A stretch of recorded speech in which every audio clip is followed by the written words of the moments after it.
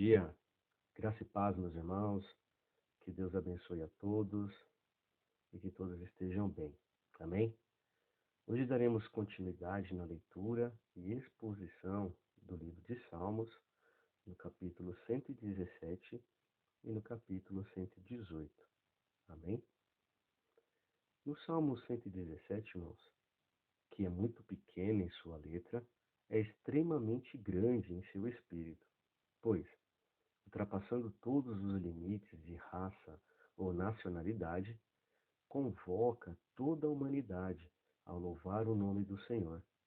Com toda a probabilidade, era frequentemente usado como um hino adequado para que todas as ocasiões, e especialmente quando o tempo de adoração era curto. Talvez também tenha sido cantado no início ou no final de outros salmos. Teria servido para abrir um serviço ou para concluí-lo. Ele é curto, mas também, porém, muito doce e muito abençoado.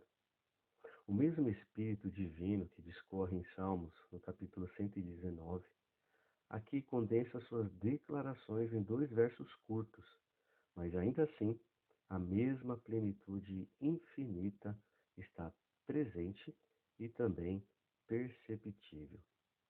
Nós vemos que em Salmos, no capítulo 117, no versículo 1, ele orienta e nos ensina a louvar ao Senhor. Louvai-o, que significa falar bem dele. É diferente no original do primeiro louvai, o qual significa exultai, formando aí um belo paralelo, amém? A palavra hebraica traduzida por nações significa aqui todos os povos que não são os judeus.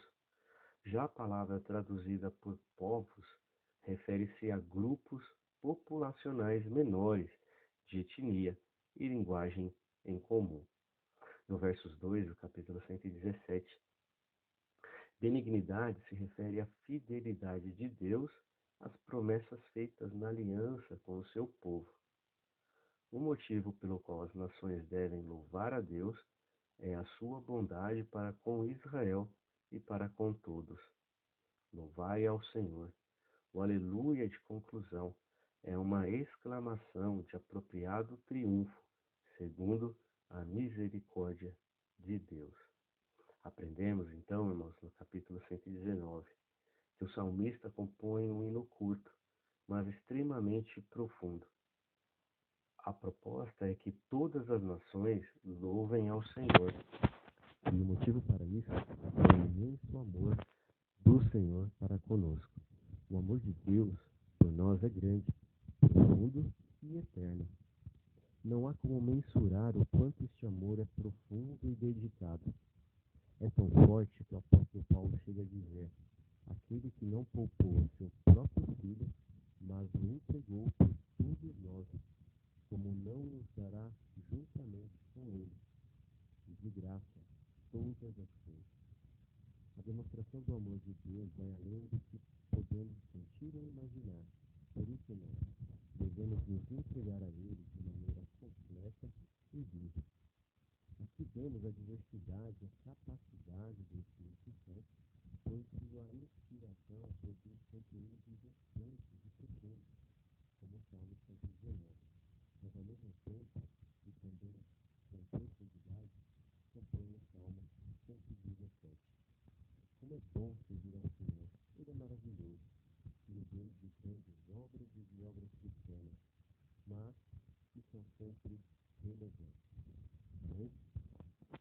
No Salmos, capítulo 118, vemos que esse salmo é um louvor declarativo. É o clima do grupo de salmos chamados de Salmos de Páscoa ou Salmos de Halel, por causa da palavra Halel, que significa louvor em hebraico. Aleluia provém desta palavra. Esses salmos provavelmente foram cantados pelo Salvador na véspera de sua morte. A estrutura do poema é, primeiro, chamada ao louvor a Deus na comunidade dos redimidos, que vimos aí entre os versos de 1 a 4. Segundo ponto da estrutura deste poema, firme declaração de confiança no Senhor, entre os versos 5 a 9. Terceira estrutura do poema, narrativa do socorro divino em tempos de angústia, como vimos entre os versos de 10 a 14.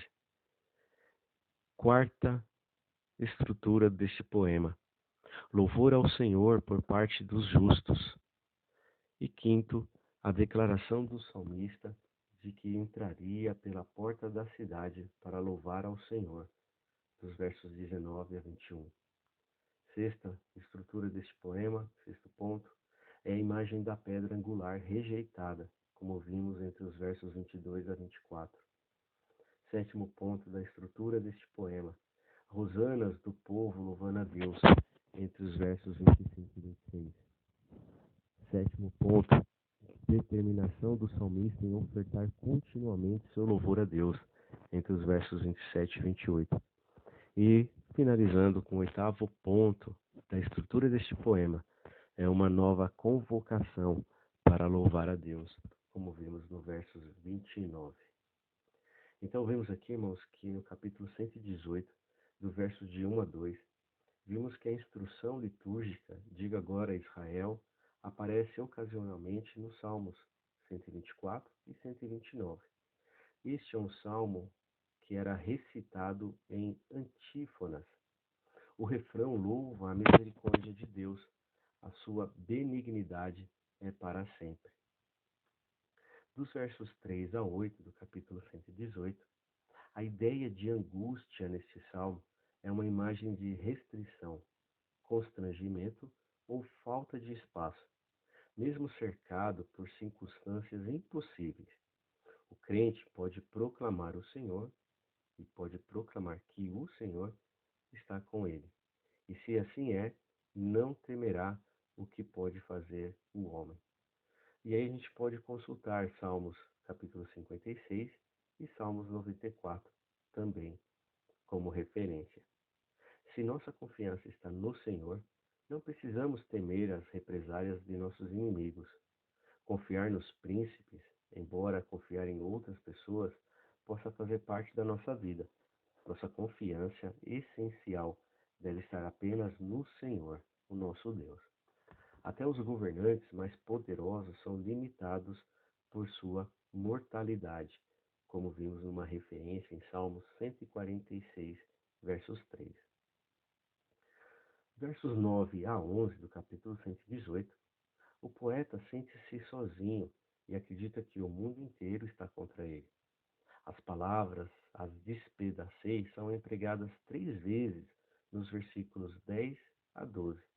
A repetição é um nome da ênfase e da determinação. Embora o salmista esteja completamente rodeado de inimigos, sabe que Deus o ajudará a triunfar sobre eles. Dos versos 12 a 14 do capítulo 118, com força me impeliste. Traduzida literalmente, a expressão em hebraico significa me empurraste com força para me fazeres cair. Mas o Senhor me ajudou. Compare com as palavras de Paulo em 2 Timóteo, capítulo 4, versos 17. O socorro vem sempre de Deus. O Senhor não é só nosso auxílio, como nossa força e o nosso cântico. Essas palavras são uma citação do cântico de Moisés, como vimos lá em Êxodo, capítulo 15. São citadas também em Isaías, capítulo 12. O Deus que libertou os israelitas, dividindo as águas do Mar Vermelho, está pronto a livrar o salmista dos seus problemas. Dos versos 15 a 17, ouvimos aqui a voz de júbilo. O salmista convoca o povo de Deus para acompanhá-lo em seu louvor, exatamente como nos dias do êxodo do Egito. Outra citação do Cântico de Moisés, lá no capítulo 15, verso 6 de Êxodo, ilustra o uso que Deus faz de sua força infinita para ajudar o salmista. Não morrerei. O poeta descreve uma situação de morte próxima, como em Salmos, capítulo 16, entre os versos de 9 a 11, e eu convido os irmãos para que leiam essas citações para um melhor entendimento do texto, amém?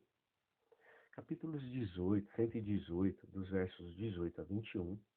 Abrir-me as portas. O poeta toma emprestado os termos e imagens do Salmo 24. Há apenas um que pode adentrar as portas quando bem entender, o Supremo Rei da Glória. Porta do Senhor. É possível que a referência literal seja a porta principal de Jerusalém, a cidade fortaleza de Deus, ou a porta principal do templo. Jesus declarou ser ele a porta que conduz as ovelhas ao aprisco, seguro da salvação. Nos versos 22, o Salvador é aqui representado por uma pedra rejeitada, que, depois, é usada como a pedra mais importante de todas, a cabeça de esquina. Esta forte imagem ilustra o fato de Jesus ter sido renegado por tanta gente. Jesus se aprofunda neste versículo profético, na parábola conhecida como os dos lavradores malvados, em que a rejeição, incluindo o assassinato, do filho do dono da vinha, era uma referência ao único Filho de Deus. O Filho de Deus que foi rejeitado, morto, mas depois ressuscitou e alçado a mão à direita do Pai. Só Deus poderia realizar feito tão maravilhoso e inesperado. A cruz, símbolo da rejeição do mundo a Jesus, tornou-se o símbolo de nossa redenção. Capítulo 118, entre os versos 23 a 26. A palavra salva em hebraico nos soa mais familiar na transliteração Rosana. Esta palavra é uma exaltação a Deus tão importante que, se as crianças não a tivessem gritado, lá em Mateus capítulo 21, quando Jesus entrou em Jerusalém, até as pedras do chão, segundo ele, teriam feito isso. As palavras bendito, aquele que vem, são as que o povo usou para bendizer Jesus quando ele entrou em Jerusalém. Como Filho unigênito de Deus, Jesus é aquele que vem em nome do Senhor. É ele que vem e revela Deus Pai para a humanidade. Versos 27. Deus é o Senhor. É possível, e a realização da profecia praticamente se baseia nisso, que as palavras deste versículo tenham sido cantadas pelos discípulos à mesa com o Senhor. Eles teriam afirmado que Deus é o Salvador e que ele enviou sua luz, que é Jesus. Em sua invocação para o sacrifício fosse realizado, teriam profetizado o que aconteceria logo a seguir e que trouxe a sua e a nossa salvação. Nos versos 28, Tu és o meu Deus. Se as palavras do versículo 27 foram recitadas em um hino pelos discípulos, foram-no também pelo Salvador. Ele estava prestes a sair do santuário de celebração da Páscoa no cenáculo. Iria passar por Cedron, subir ao Monte das Oliveiras, orar no Getsêmani e depois confrontar-se face a face com seus inimigos no poder de Deus. E finalizando no capítulo 29, versículo 29, as palavras de encerramento convocam a comunidade a terminar o salmo conforme começara, louvando a benignidade e o amor do Deus Altíssimo. E finalizando, irmãos, no Salmo 118, o que podemos aprender nesse salmo maravilhoso? Que o salmista Davi expressa sua gratidão a Deus quando finalmente ele se torna rei sobre todo Israel. A jornada foi longa, os perigos foram inúmeros, noites sem dormir, a vida por um fio. Enfim, neste salmo, Davi procura resumir tudo aquilo que o Senhor Deus fez por ele. Sua expressão, deem graças ao Senhor porque Ele é bom, o seu amor dura para sempre, é uma forma de demonstrar sua gratidão. Ele testemunha de que, no meio de suas angústias e dores, não foi consumido. Por isso diz, o Senhor está comigo, Ele é o meu ajudador. Há uma parte no Salmo 118 que também é messiânica, o que não é incomum nos salmos escritos por Davi, visto que o rei é uma figura de Cristo. Sendo assim, seu reinado poderoso e próspero representa um pouco do futuro e glorioso reinado de Jesus Cristo. Por isso, há um trecho desse salmo que é repetido nos evangelhos, que diz assim: Jesus lhes disse: Vocês nunca leram as Escrituras? A pedra que os construtores rejeitaram tornou-se a pedra angular. Isto vem do Senhor. É algo maravilhoso para nós, como vimos em Mateus, capítulo 21, versículo 42. E então, Davi encerra o Salmo 118, pedindo ao Senhor que faça prosperar o seu reino, que haja paz e crescimento, e que o próprio Deus nunca os abandone. Amém? E com isso, amados irmãos, nós finalizamos a leitura e exposição do livro de Salmos, capítulo 117, e finalizando no capítulo 118. Amém? Desejo aos irmãos uma excelente leitura, uma excelente meditação e que Deus os abençoe grandemente. Amém? Até amanhã e fiquem com Deus.